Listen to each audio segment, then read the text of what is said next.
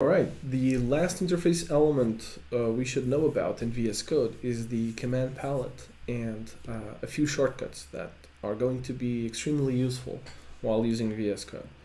So you open the command palette by pressing Shift Command P.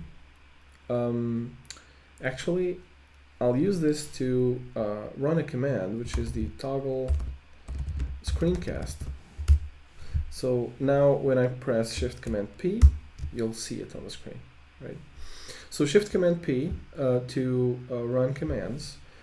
Then you have Shift Command O to go to a particular symbol in the file you're at. Command P to navigate between recently opened files.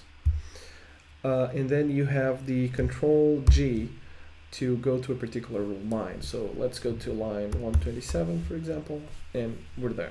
And you can press Escape to go back, or you can press Enter, and your cursor will be on that line 127 in this case. And this is the command palette.